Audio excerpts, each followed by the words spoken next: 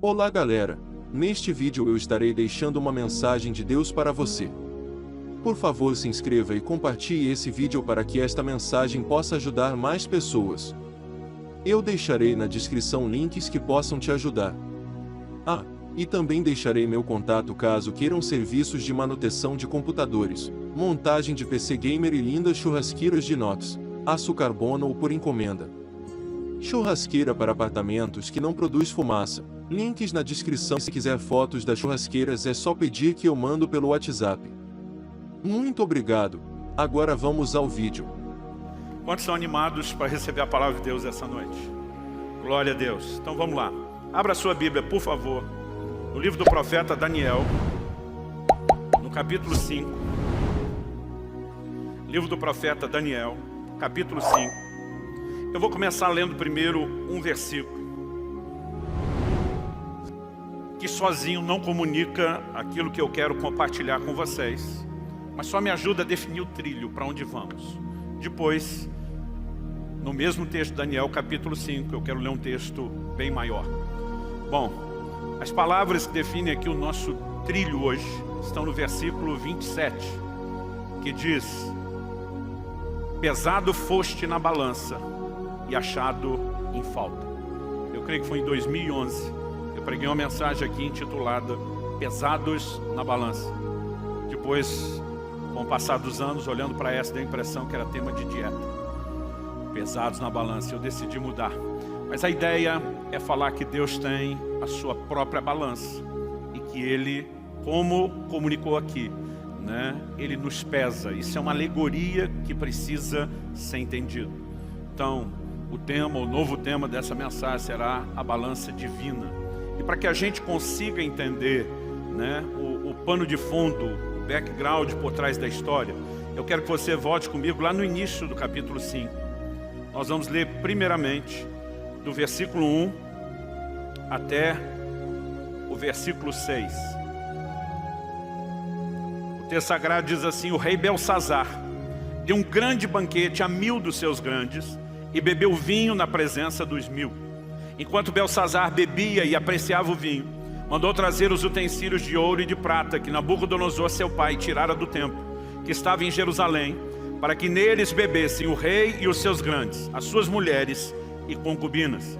Então trouxeram os utensílios de ouro que foram tirados do templo da casa de Deus que estava em Jerusalém, e beberam neles o rei, os seus grandes e as suas mulheres e concubinas. Beberam vinho e deram louvores aos deuses de ouro, de prata, de bronze e de ferro, de madeira e de pedra. E no mesmo instante apareceram os dedos de mão de homem, e escreviam de fronte do candeeiro, na caiadura da parede do palácio real. E o rei via os dedos que estavam escrevendo. Então se mudou o semblante do rei, e os seus pensamentos o turbaram. As juntas dos seus lombos se relaxaram, e os seus joelhos batiam um no outro. Resumindo, o rei ficou apavorado.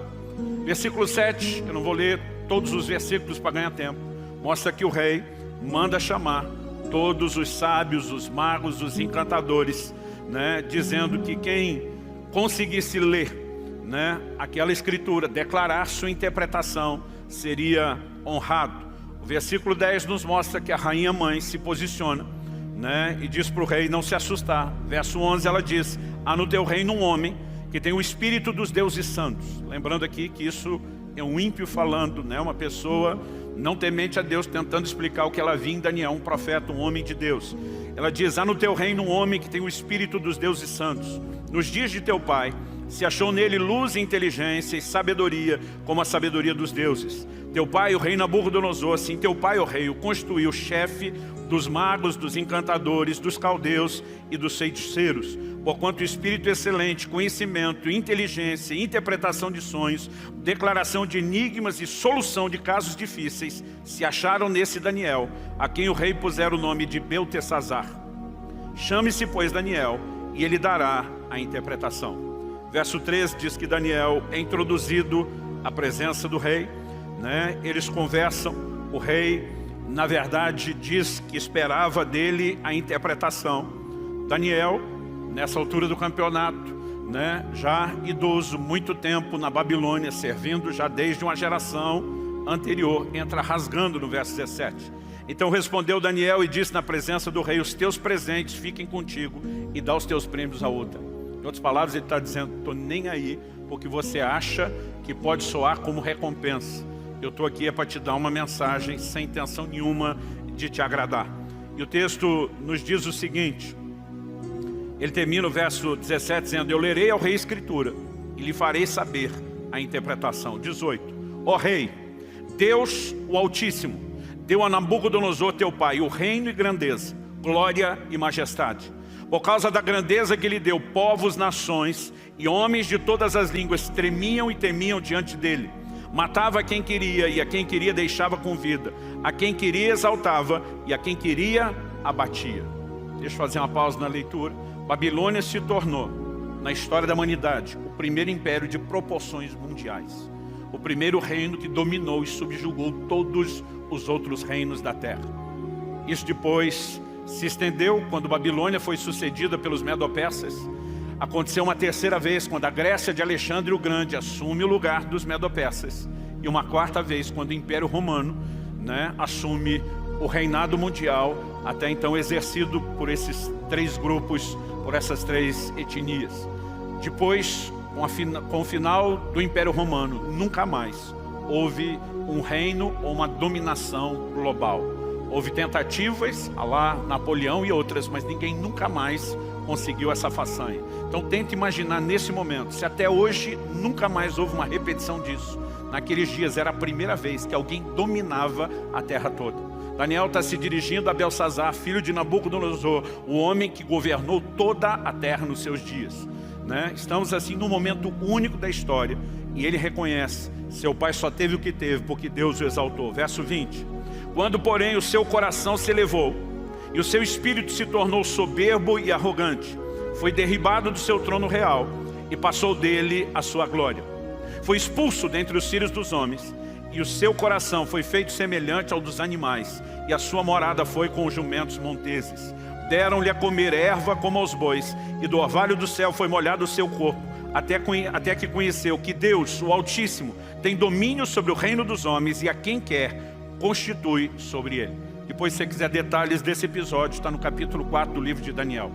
Ele foi advertido em sonhos, que se seguisse com o coração soberbo, como ele estava falando da grande Babilônia que ele edificou, Deus ia mostrar para ele quem é que mandava no pedaço. Esse homem passa 7 anos fora de si, sem juízo, vivendo como um animal no meio dos animais, até que se humilhou diante de Deus e o Senhor lhe devolveu a glória. Daniel trata disso como um episódio conhecido por todos e diz no versículo 22, tu, Belsazar, que é seu filho, não humilhaste o teu coração, ainda que sabias tudo isso. Em outras palavras, ele está dizendo, o que eu estou falando não aconteceu num cantinho escondido do reino, todo mundo sabe disso, e mesmo você. Verso 23. E te levantaste contra o Senhor do céu, pois foram trazidos os utensílios da casa dele perante ti, tu, os teus grandes, tuas mulheres, as tuas concubinas, bebestes vinho neles. Além disso, deste louvores aos deuses de prata, de ouro, de bronze, de ferro, de madeira e de pedra, que não veem, não ouvem, nem sabem, mas a Deus, em cuja mão está a tua vida e todos os teus caminhos, a Ele não glorificaste. Detalhe, um banquete feito para 1000 dos grandes, provavelmente gente de todas as províncias desse império mundial. Era algo que requeria muito planejamento. Eles já estão no meio da festa, quando Belsazar dá uma ordem, traga os utensílios sagrados que foram trazidos de Jerusalém, da casa de Deus. Quando Nabucodonosor conquista Jerusalém, e você vai ler a respeito dessas coisas, seja do livro de Jeremias, ou no segundo livro de Crônicas, quando eles são levados em cativeiro, o templo, juntamente com a cidade, foi destruído, e todos os utensílios sagrados que se usavam no templo, no culto a Deus, foram levados para lá. Nesse momento, Belsazar de improviso dá uma ordem, nós não vamos beber na prataria ou no que quer que seja que está arrumado aqui. Ele diz, eu vou arrumar um negócio diferente para a gente beber.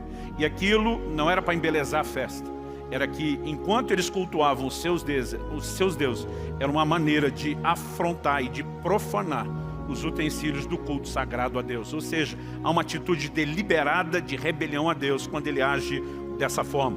Verso 24. Então da parte dele foi enviada aquela mão que traçou essa escritura. Essa, pois, é a escritura que se traçou, né? Não sabemos se aquilo eram símbolos, se era uma língua não conhecida, mas aparentemente ele está tentando trazer agora para a língua que o rei fala, e ele diz, essa é a escritura que se traçou, Mene, Mene, Tekel, Parsim.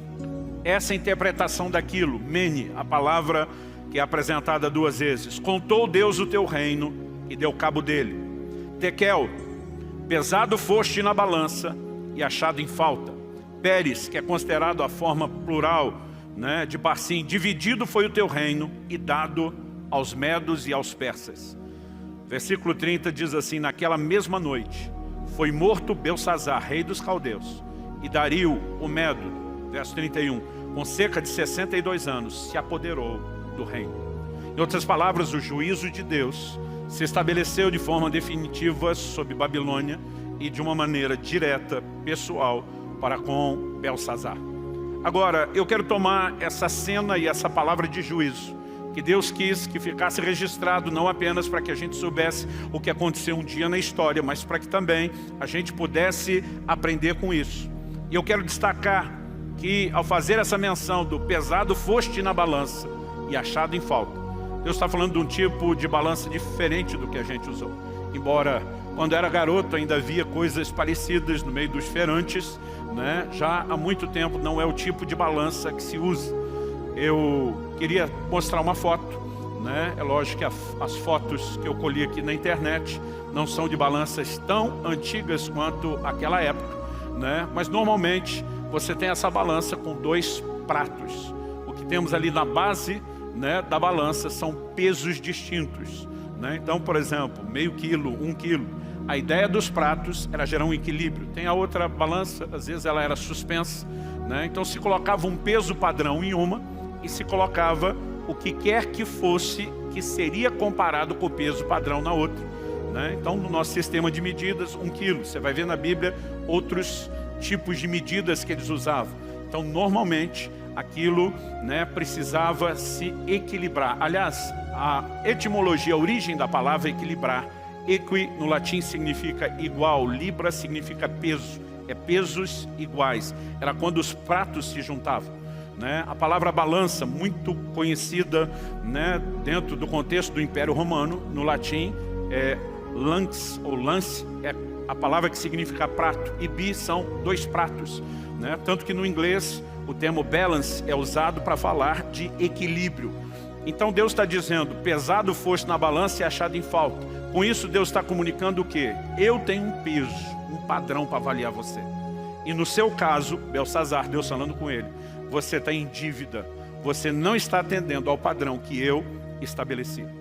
Interessante que Deus não apenas mostra que Ele tem um padrão a respeito do qual Ele nos cobra, mas isso também nos ajuda a entender essa ideia da balança. Antes de eu entrar direto no aspecto prático disso, eu queria só destacar alguns textos que nos ajudam a pensar da forma como eles na antiguidade pensavam sobre a balança. Provérbios 16:11, por exemplo, diz, peso e balança justos pertencem ao Senhor. Obra sua são todos os pesos da bolsa. Né? Quando a Bíblia fala de peso e balança justa, é que muitos comerciantes, querendo ganhar dinheiro através de extorsão, mudavam o peso referência por algo inferior. Então se cobrava mais e acabava se entregando menos. A mesma coisa aparece, né, em Provérbios 20:23, que em vez de falar da balança justa, vai falar da injusta. O Senhor detesta o uso de 2 pesos, e uma balança desonesta não é boa. Aliás, nós temos um ditado antigo, 2 pesos, 2 medidas, para dizer justamente uma comparação que é injusta.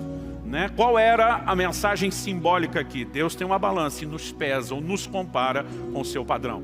Jó, capítulo 31, dos versículos 4 a 6, diz o seguinte: será que Deus não vê os meus caminhos e não conta todos os meus passos? Se andei com falsidade, ou se o meu pé se apressou para o engano, que Deus me pese numa balança justa e conhecerá a minha integridade. Essa declaração, obviamente, um sentido metafórico, não literal. Davi fala de homens que foram pesados em balanças e achados abaixo do padrão. De novo, a linguagem alegórica. No Salmo 62:9 ele diz, pura vaidade são os homens plebeus. Os de fina estirpe não passam de falsidade. Pesados em balança, eles juntos são mais leves do que a vaidade. Salomão também fez uso desse tipo de ilustração, né? Provérbios 16:2 diz: todos os caminhos do homem são puros aos seus olhos, mas o Senhor pesa o espírito. Outras versões diz: pesa as motivações, né? O espírito e a motivação não tem o peso físico, mas está falando de Deus estabelecer esse referencial de comparação. A pergunta a ser feita é: já que eu e você não somos o Belsazar que recebeu diretamente essa palavra, pesado foste na balança e achado em falta, o que nós precisamos saber é que Deus tem uma balança. E para que, diferente dele, nós não venhamos ser achados em falta, a pergunta é: como Deus pesa as pessoas? Como Deus pesa eu e você? Como essa balança divina funciona? Então, eu quero destacar que no caso de Belsazar, houve 3 aspectos ou fatores distintos que foram levados em questão. O primeiro deles, eu destacaria aqui o fator tempo. Dos versículos 18 a 21. Daniel enfatiza toda a revelação de Deus a Nabucodonosor, pai de Belsazar. Como quem diz: você cresceu vendo durante todos esses anos as intervenções, as ações, as exortações de Deus. Você teve tempo para corresponder com algo e não levou a sério o tempo. Eu quero destacar em primeiro lugar o fator tempo. O segundo, no verso 22, né? O primeiro a gente conta de 18 a 21, Daniel 5. Depois na sequência, no verso 22, ele diz assim: e tu sabias disso. O segundo elemento é o fator conhecimento. E no verso 23, na sequência, ele obviamente aponta para o rei Belsazar um ato de deliberada rebelião. Ele diz: te levantaste contra o Senhor do céu. Quando traz os utensílios, ele diz: você intencional e deliberadamente se levantou contra Deus. Você foi infiel. O terceiro fator, portanto, através do qual Belsazar foi medido, foi o quesito fidelidade. No caso dele, a falta de fidelidade. Por isso que ele foi achado em falta. E esses 3 fatores, tempo, conhecimento e fidelidade, eles também aparecem no ensino claro do Novo Testamento, para mim e para você, povo de Deus, povo da nova aliança, povo da graça, como fatores que Deus usa para também pesar as nossas vidas. Então, é a respeito disso que eu quero que a gente possa conversar agora. Vou destacar tempo a cada um desses 3 fatores aqui. Em primeiro lugar, vou enfatizar a questão do tempo. Em segundo lugar, a questão do conhecimento. Em terceiro lugar, a questão da fidelidade, como fatores que Deus usa para nos pesar, para nos avaliar. Então vamos lá. Em primeiro lugar, fator tempo. A expectativa aumenta com o passar do tempo e a responsabilidade de crescer. Seja quando um pai olha para o filho em casa, que está crescendo, seja quando Deus olha para a gente em relação, né, a esse aspecto de paternidade espiritual e a expectativa de crescimento espiritual. Aliás, falando tanto de uma coisa como outra, na verdade um paralelo que serve dos 2 lados. O apóstolo Paulo diz em 1 Coríntios capítulo 13, versículo 11: quando eu era menino, falava com menino, sentia com menino, pensava com menino. Quando cheguei a ser homem, desisti das coisas próprias de menino. Nenhum pai se incomoda quando a criança ali de 2, 3 anos grita lá do banheiro: pai, vem me limpar. Mas se o garoto, depois de 18 anos de idade, alistado no exército, fizer esse mesmo pedido, a coisa vai soar não só estranha, mas talvez se torne uma questão problemática, né? Se espera que a conduta e o comportamento mude com o tempo. Por quê? Com o tempo, a oportunidade de crescimento, a oportunidade de amadurecimento. Então, essa aplicação é feita de maneira muito clara no sentido espiritual, lá no livro de Hebreus. Em Hebreus, no capítulo 5, e no versículo 12, a Bíblia diz assim: pois quando já deviam ser mestres, levando em conta o tempo decorrido, preste atenção nessa frase, levando em conta o tempo decorrido, vocês têm novamente necessidade de que alguém lhes ensine quais são os princípios elementares dos oráculos de Deus. Os oráculos aqui são as falas, a palavra de Deus. Ou seja, o autor está dizendo: gente, vocês já têm tempo de caminhada cristã, de janela, né, de vida com Deus, para poder estar ensinando outros, e não aprenderam ainda nem o beabá. Basicamente ele está dizendo, a expectativa em função do tempo é que vocês tinham que estar ensinando quando vocês nem aprenderam direito. Então o passar do tempo, ele gera essa expectativa, né? E ela deve aumentar com o passar do tempo, sob a responsabilidade de crescer e corresponder de uma forma diferente.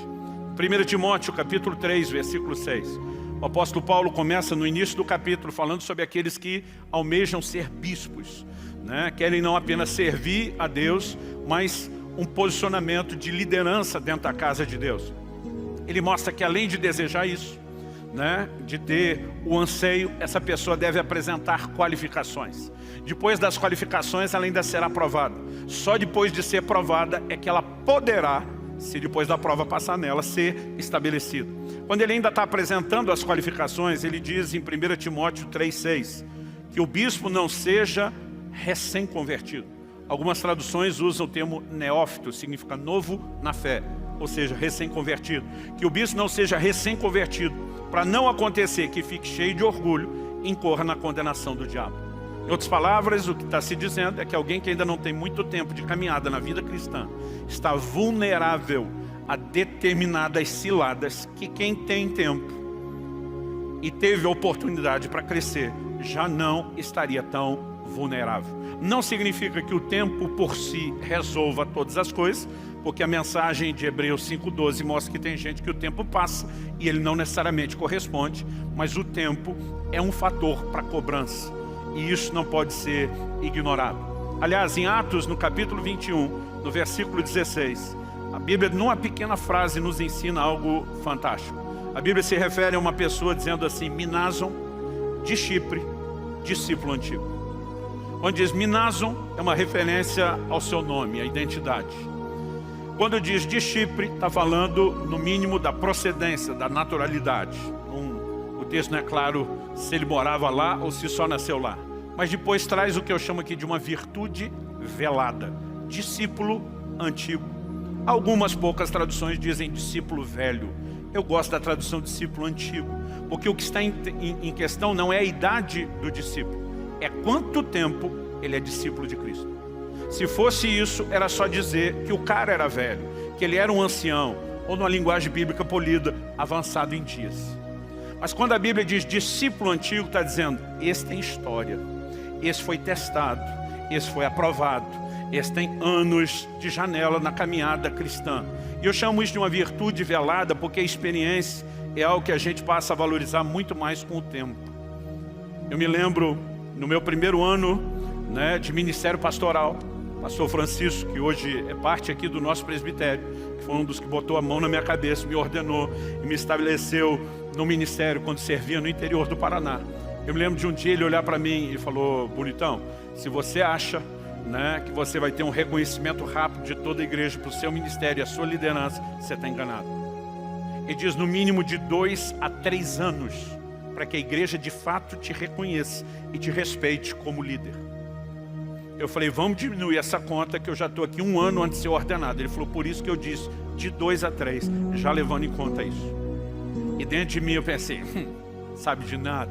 Aliás, é impressionante a atitude que normalmente os jovens têm, nem sempre verbalizado, de olhar para os mais velhos e lá dentro deles acreditar, eu é que sei das coisas, né? E a gente é que tem vontade de dizer, sabe de nada, inocente, né? Eu dentro de mim falei, pois se essa é a sua estatística, agora você vai conhecer algo diferente, né? Nada, eu precisei de 2 ou 3 anos para dizer, eu estava errado, ele estava certo. E agora, depois de quase 27 anos de ministério pastoral, né, a maioria dos que eu ordenei ouviu de mim aqui exatamente a mesma história.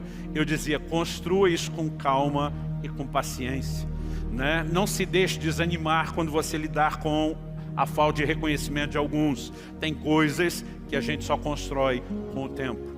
E nós precisamos entender que isso é de fato o que eu tenho chamado aqui de uma virtude velada, escondida, né? Tempo significa bagagem, experiência acumulada, teste, prova, né? Gente experimentada. Agora, esse fator que muitas vezes também era o que fazia com que as pessoas olhassem para alguém e diziam, estamos valorizando, também é o fator de cobrança.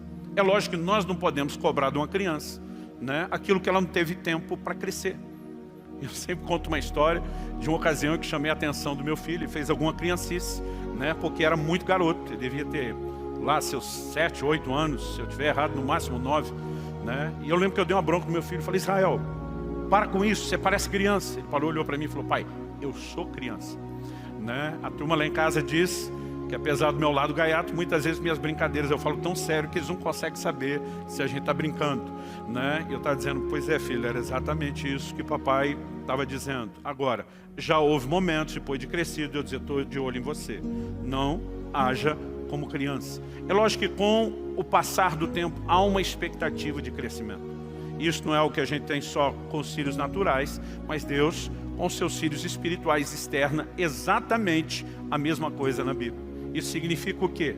Que à medida que os anos passam, depois da minha e da sua decisão por Jesus, o nível pelo qual eu e você somos medidos, somos comparados, seremos cobrados, aumenta.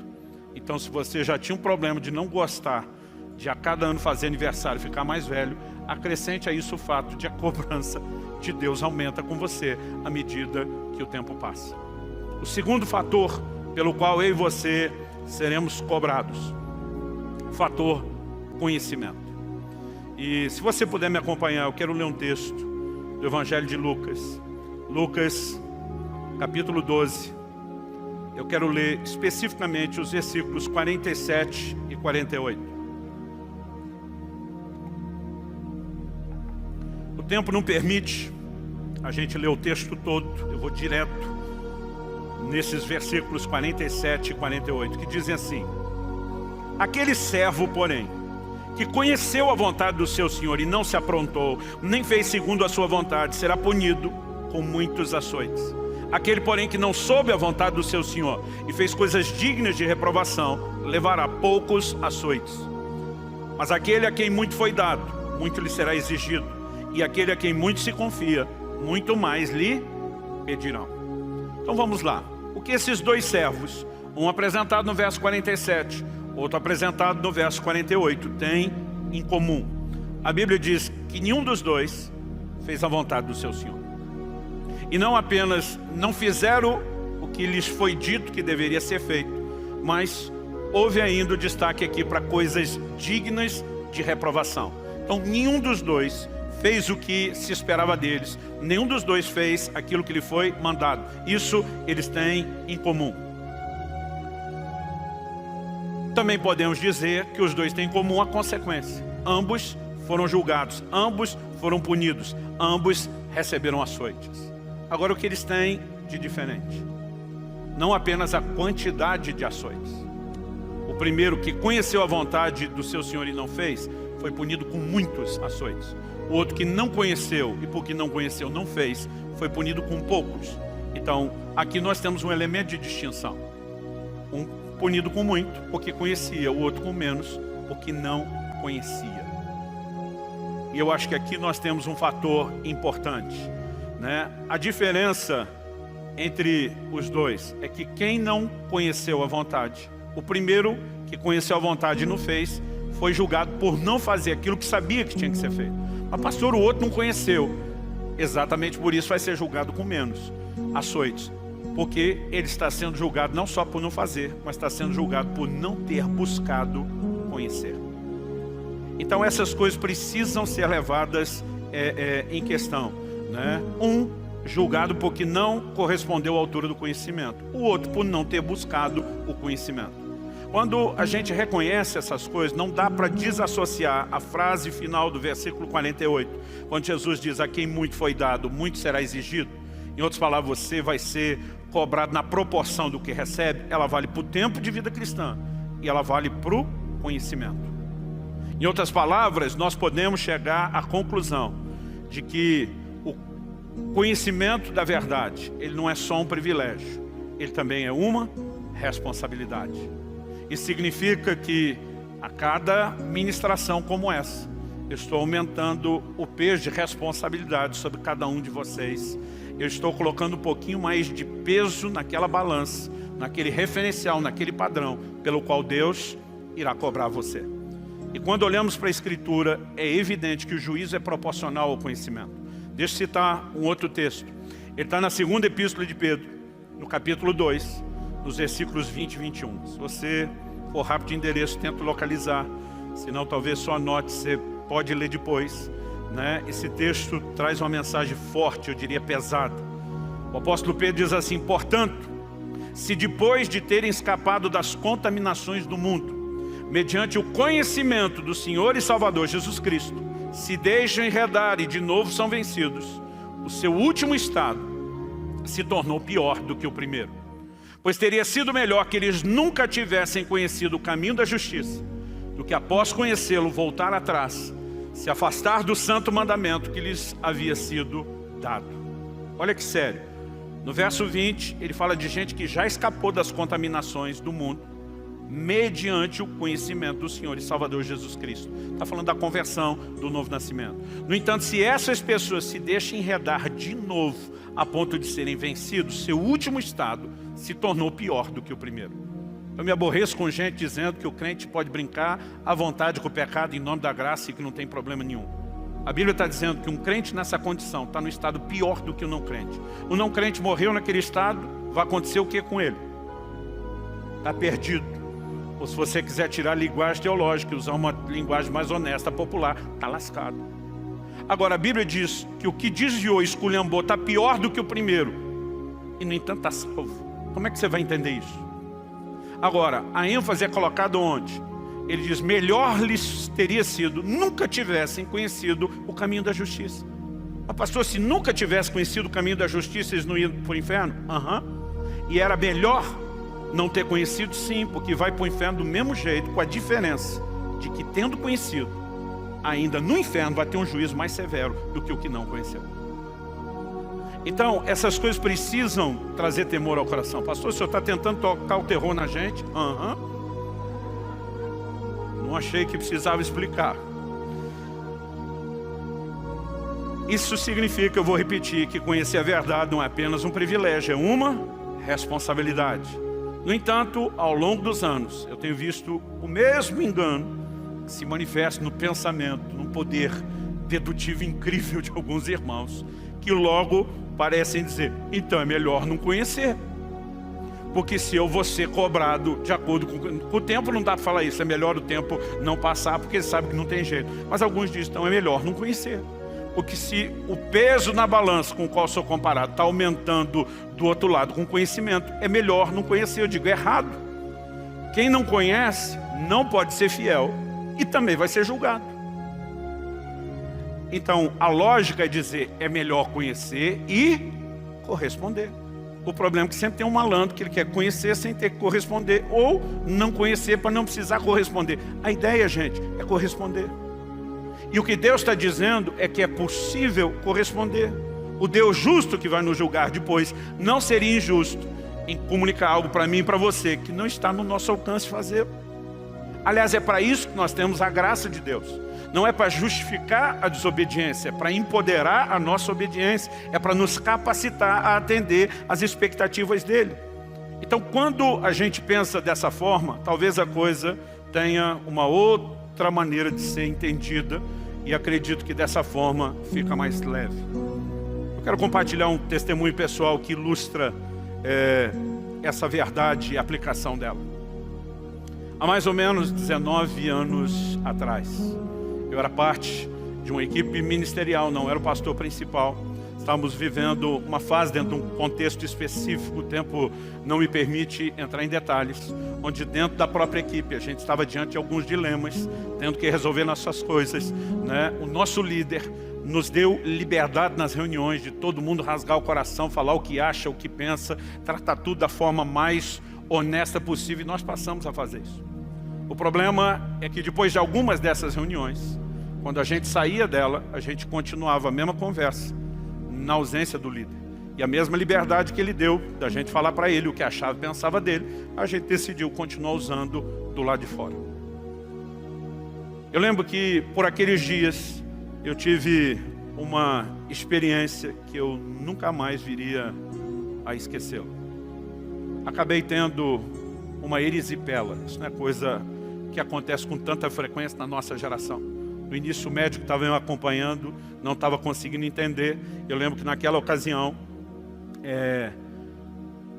a avó da Kelly estava em casa nos visitando, E depois de uns dias eu falei, olha, a avó da Kelly deu uma olhada aqui na minha perna e disse que isso é erisipela. O médico falou, se ela falou, então é. Eu falei, quem estudou medicina é você. Ele falou, minha geração quase não viu isso. Ele diz, os antigos viam muito mais, né? Ele diz, em cima do que ela está falando, nós vamos fazer a checagem e descobrir o que era isso. Pastor, o que é isso? Uma bactéria que normalmente entra, né? No meu caso, provavelmente, a gente tinha essa mania de jogar bola no campo de futebol, muitas vezes descalço, pé no chão. Ele falou, talvez um ferimento no pé, o senhor tenha se exposto. Normalmente ela precisa pegar a imunidade baixa, né? Ele falou, é uma combinação de equações e é por isso que é cada vez mais difícil. É uma coisa tão forte, para você ter ideia, um antibiótico qualquer, né, como por exemplo uma penicilina, não consegue combater. Eu tive que tomar o Cipro. Naquela época dos ataques e atentados nos Estados Unidos, eles estavam usando isso para combater o antrax. Era uma situação que ela dá uma febre localizada, no meu caso foi na perna esquerda, na canela, né? É uma febre interna localizada terrível, a ponto da minha pele ter necrosado, morrido com o calor da febre. O tecido da pele queimou praticamente todo, a frente e atrás da perna. Não bastasse essa febre terrível que é só localizada, ela de alguma forma acaba atacando a circulação sanguínea. Então assim, quando baixava a perna eu tinha que ficar deitado, quando baixava a perna, e eu tinha que fazer isso pelo menos uma vez por dia, ela levantar e ir ao banheiro, tomar banho, resolver tudo por dia, numa levantada, era insuportável. Eu às vezes urrava, porque quando o sangue descia com força para passar ali, né, era algo terrível. Eu não vou gastar tempo descrevendo, mas eu nunca experimentei nada em termos físicos que fosse tão ruim, tão terrível como aquilo que eu passei. Na primeira semana ainda usei como desculpa o problema que estava e dizia, pelo menos vai ser uma chance de dar uma boa parada, vou ter aqui meu tempo com Deus, vou orar, vou ler a Bíblia, vou buscar o Senhor. Mas pensa num negócio que eu não conseguia fazer, né? A primeira semana se arrastou lentamente, o tempo não passava, a oração não fluía, a leitura bíblica não fluía. No final da semana eu desisti e falei para a Kelly, comece a trazer os livros. Eu vou estudar outras coisas para aprender, que eu não está rendendo meu tempo com Deus. Mas depois de algum tempo, naquela segunda semana, eu também desisti dos livros. Falei, não estou cabeça, não estou conseguindo estudar, não estou aprendendo, o negócio não está fluindo. Falei, Kelly, sobe a TV para o quarto, vai ser entretenimento, né? Eu lembro que a Kelly me olhou, falei, não sei, o céu está de bronze, está desconectado, o negócio não está fluindo. E aquilo me preocupava. Eu lembro que um dia eu estava orando, falei, Senhor, já fiz de tudo, já apliquei fé, repreendi, né? Tive meus posicionamentos de confissão na palavra, falei, nunca lidei com uma situação que durou tanto tempo, eu já estava na 3ª semana de cama. E um dia eu estava lá desabafando com Deus, falei, não sei o que está acontecendo, não sei porque que esse quadro não mudou e não reverteu, mas eu brinco às vezes que isso não é nem oração, é meio choração, é quando você está só reclamando com Deus, não esperava uma resposta. E de repente o Espírito Santo quebra o silêncio na 3ª semana, porque Deus não tinha falado absolutamente nada comigo nesse tempo. E Ele, de uma maneira muito nítida e clara, diz, você foi ferido por Satanás, porque deu brecha e espaço para que ele te ferisse. Eu levei um susto. Como que eu dei brecha? Né? Não sei se você já teve essas crises do seu orgulho de santidade, achando que é grandes coisas, né? Sem conseguir enxergar o que Deus ou os outros estão chamando a atenção. E na hora eu fiquei indignado. Falei, como eu dei brecha? E o Senhor falou ao meu coração. E diz, você fez isso quando cometeu o pecado da maledicência. Eu falei, seja específico.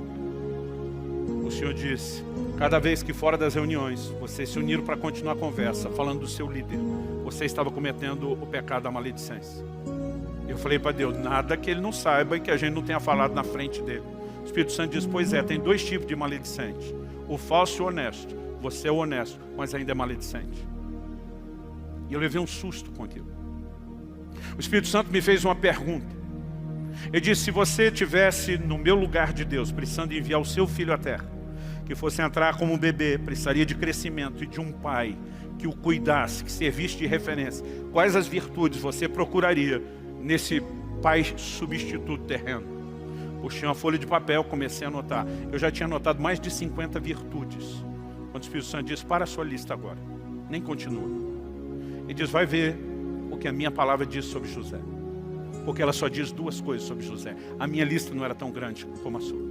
E quando eu fui conferir o que a Bíblia dizia sobre José, a Bíblia só diz assim, que José era justo e que ele não quis difamar Maria quando soube que ela estava grávida. Lembrando que até então ele não tem a explicação de que aquilo é do Espírito Santo. A intenção dele deixá-lo é porque ele tem uma dedução racional, meramente humana. Se ela está grávida, não fui eu, alguém chegou primeiro. Em outras palavras, Maria me traiu. Enquanto ele está pensando dessa forma, ele decide fechar a boca e diz, não falo nada, para que ela não seja difamada. E eu disse, quando eu olhei para a terra, achar um homem, eu só precisava de alguém justo e que não abrisse a sua boca contra ninguém. E pela primeira vez eu entendi o quão sério era esse pecado. Mas mesmo entendendo a seriedade do pecado, falei para Deus, então metade da cidade tinha que estar de cama. Pelo menos. Sabe o que o Espírito Santo me disse? Ele diz, metade da cidade não tem a luz e o conhecimento da palavra que você tem. Em outras palavras, você está sendo cobrado de acordo com muito que lhe foi dado. Portanto, conhecer a verdade não é só um privilégio. Sempre será um privilégio, mas não é só um privilégio. Ela também é uma responsabilidade. Quem está entendendo, diga amém. Terceiro e último lugar, o fator fidelidade. Todos fomos chamados para a obediência. Eu gosto quando o apóstolo Pedro diz em 1 de Pedro, capítulo 1, verso 2, que nós fomos eleitos, segundo a presciência de Deus Pai, em santificação do Espírito, para a obediência e a aspersão do sangue de Jesus Cristo. Da mesma forma, né, que nós fomos eleitos em santificação do Espírito, para a aspersão do sangue, a Bíblia diz foi para obediência. Se é algo que tem que marcar a vida do discípulo, é isso. Em Romanos capítulo 16, nos versos 25 e 26, Paulo fala da obediência da fé. A obediência não é um substituto da fé, ela é uma expressão da fé. E diz, ora, ao Deus que é poderoso para confirmar vocês, segundo o meu evangelho e a pregação de Jesus Cristo, conforme a revelação do mistério guardado em silêncio desde os tempos eternos, e que agora tornou-se manifesto e foi dado a conhecer por meio das escrituras proféticas, segundo o mandamento do Deus eterno, para a obediência da fé entre todas as nações.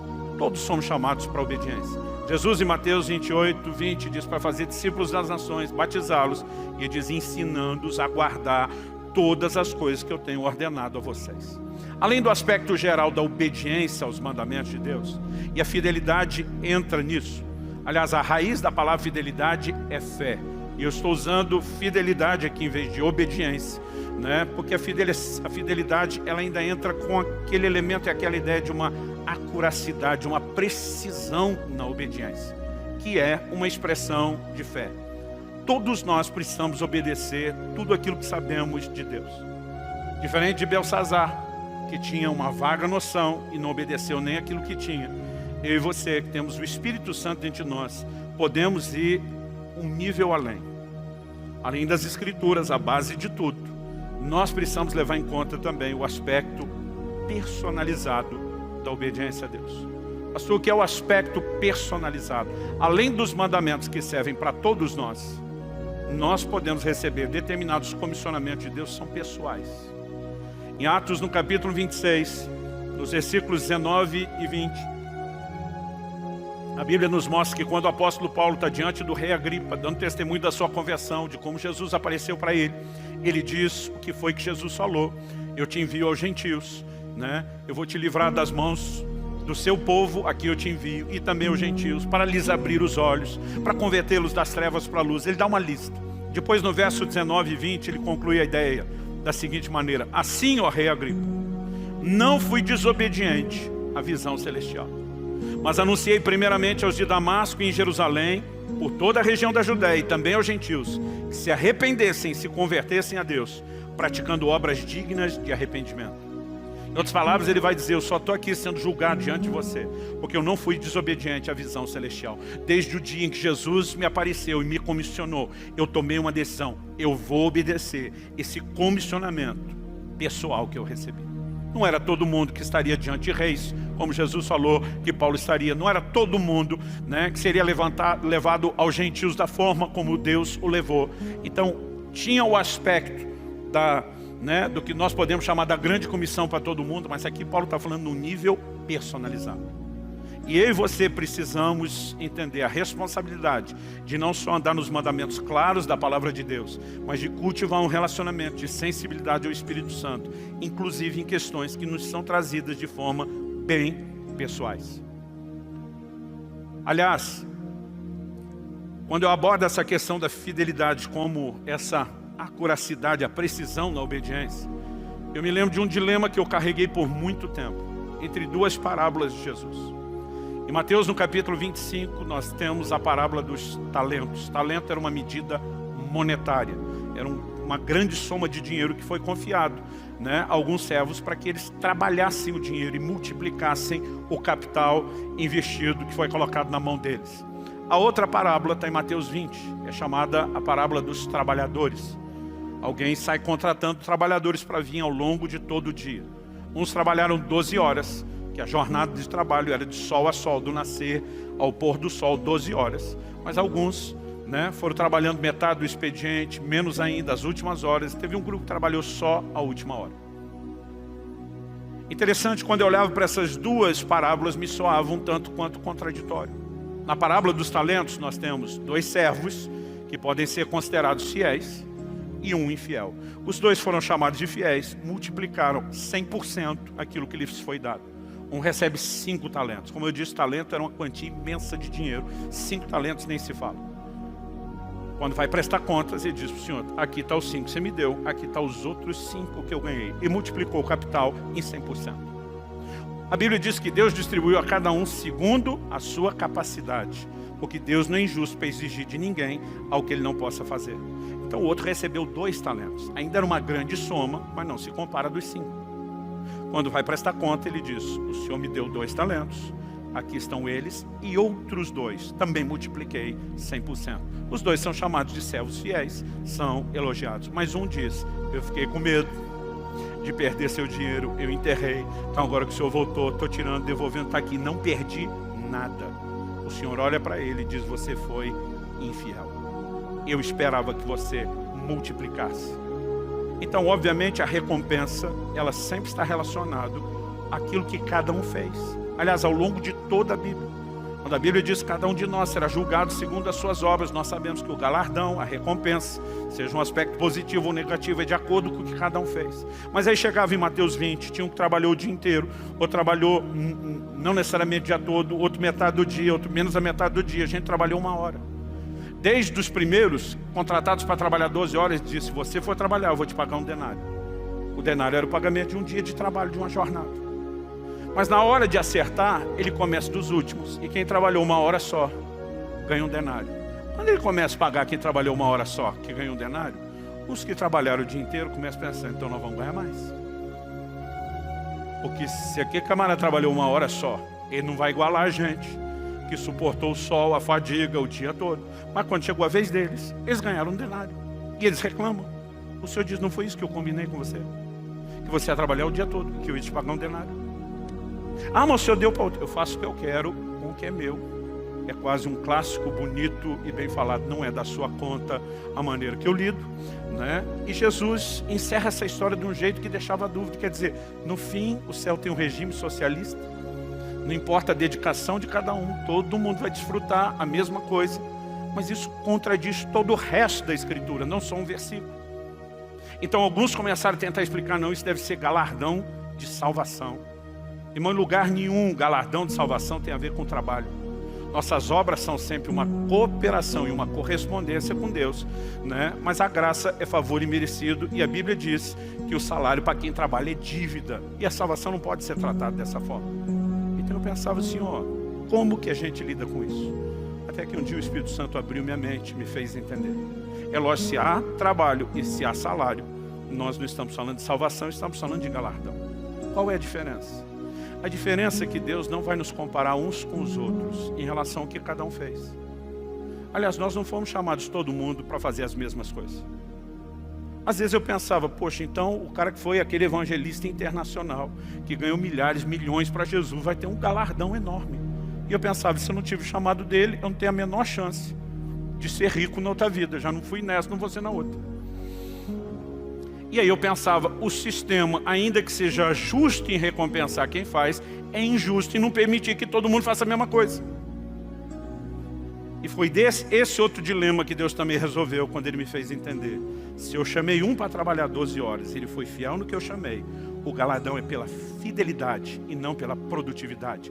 Se eu chamei um para trabalhar uma última hora e ele foi fiel no que eu fiz, o galardão é a fidelidade e não a produtividade. Na verdade, Deus não vai nos comparar uns com os outros. O peso de fidelidade, o fator fidelidade que vai ser colocado na balança é: o que eu combinei com você foi cumprido. E nós vivemos uma época de muita comparação, onde isso se torna uma armadilha. Anos atrás, quando tinha batido a marca de 1 milhão de exemplares dos meus livros distribuídos, eu acho que agora nós devemos estar algo em torno de 1,5 milhão, uma pessoa falou para mim: pastor do céu, eu estava aqui fazendo as contas, e me dá medo quando alguém diz: estou fazendo as contas. Eu disse: se o senhor ficar só com o royalty de escritor, royalty padrão, naquela época pelo menos que o dólar não estava tão alto como hoje, era o padrão internacional, $1 por livro. Foi 1 milhão de exemplares, $1 milhão. Foi: pastor, o senhor já poderia ser milionário se não tivesse decidido não ganhar com seus livros. Eu olhei para ele e falei: o diabo me fez a mesma conta outro dia. Aí ele ficou sem graça. Falei: não falei que você foi enviado pelo diabo, só falei que vocês estão pensando parecido. Eu falei: eu tenho a palavra de Deus que eu não posso ganhar com os meus livros. Outro dia o irmão falou: pastor, em outra língua que não seja o português. Eu falei: não é meu livro? Ele falou: é. Eu falei: não muda, porque a turma está sempre tentando achar uma brecha na lei. Eu um dia vou estar diante do Senhor. Isso não significa, gente, que ninguém possa. Uma vez contei essa história, o irmão falou: tá certo, errado essa turma aqui. Eu falei: errado nada, a Bíblia diz que o trabalhador é digno do seu salário. Quando Paulo diz que ele não quis ganhar das igrejas, não significa que o que ele ensina sobre a igreja honrar aqueles que o servem seja errado. Mas ele teve uma direção diferente. E eu falei para as pessoas: eu tive um direcionamento diferente. Falei: você acha que eu já não falei para Deus? Por que o Senhor não pediu isso para todo mundo que escreve? Mas ele não tem que dar satisfação para a gente. A verdade é que um dia eu vou estar diante dele. Ele não vai me perguntar: quantos livros você vendeu? Ele não vai me perguntar: quanto dinheiro você ganhou com isso? Ele vai me perguntar: você fez o que eu mandei você fazer? E naquele dia eu não tenho direito nenhum de me comparar com ninguém, porque o trato é ser fiel naquilo que ele espera de mim e não na comparação com os outros. Dá para entender a diferença?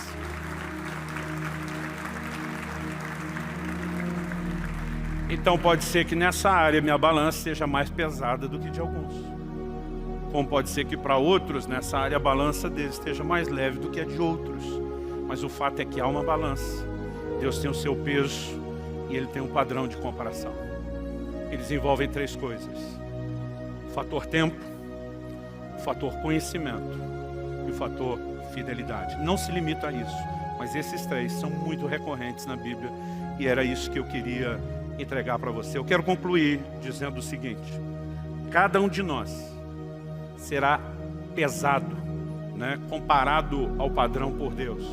Romanos capítulo 14 nos diz o seguinte no verso 10: pois todos temos de comparecer diante do tribunal de Deus. O verso 12 diz: assim, pois cada um de nós prestará contas de si mesmo diante de Deus. Então, qual a razão de comparecer diante do tribunal dele? Julgamento, prestação de contas. Ao mesmo tempo que a Bíblia diz todos, o grupo todo mundo vai para lá, a Bíblia também diz: cada um de nós prestará conta de si mesmo. Então todo mundo tem que passar lá, mas o processo não é coletivo, é individual. Cada um responde pelo seu chamado e pelo que fez e dá conta de si. Eu não preciso dar conta de você, você não precisa dar conta de mim. Cada um tem que dar conta de si. E isso precisa gerar no meu e no seu coração temor de viver uma vida consequente. Todo dia alguém falou: não, pastor, essa mensagem aí de juízo é opressor, é para tocar o terror. Eu falei: depende da sua percepção. Você deve ter uma forma muito negativa de olhar a vida. Eu falei para ele: não, o senhor parar para pensar que Deus vai te julgar no final não é um negócio assustador? Eu falei: assustador seria descobrir o julgamento só quando chegasse lá. Aí você não teria tido oportunidade nenhuma de moldar o seu estilo de vida. Mas Deus avisa antes: você vai ser julgado. Vai ser julgado por isso, pelo tempo. Vai ser julgado por isso, pelo conhecimento. Vai ser julgado por isso, pela fidelidade. O que Ele está nos oferecendo? Uma oportunidade de evitar um resultado ruim no dia final. Então o Deus que além de ser justo, ainda está demonstrando bondade, dizendo, não precisa dar ruim para você naquele dia. Como que essa mensagem é ruim? É ruim para quem quer desfrutar do bônus, sem o ônus do compromisso com Deus. Agora, para quem quer viver um comprometimento sério, profundo em todas as áreas, a gente tem que ser grato por dizer, Deus, além de justo, é bondoso para nos avisar antes e permitir que a gente permeie, calcule, projete toda a nossa caminhada, de forma a poder ser honrado naquele dia e não ter uma surpresa ruim. Eu vivo a minha vida em função desse dia, do dia que eu vou estar diante do Senhor e ouvir dele, servo bom e fiel, entra para o gozo do seu Senhor. Naquela hora, quando eu ver o sorriso no rosto do meu Senhor Jesus, qualquer coisa terá valido a pena. Passou o tribunal, não te assusta, não. Eu ficaria assustado se eu chegasse lá sem ter tomado conhecimento dele. Mas porque ele avisou antes e me deu todas as chances de me adequar a isso, eu sou grato a Deus e eu decido pautar a minha vida e construí-la sobre aquilo que ele revelou. Quem está entendendo, diga amém. Vamos ficar em pé para parecer que está acabando.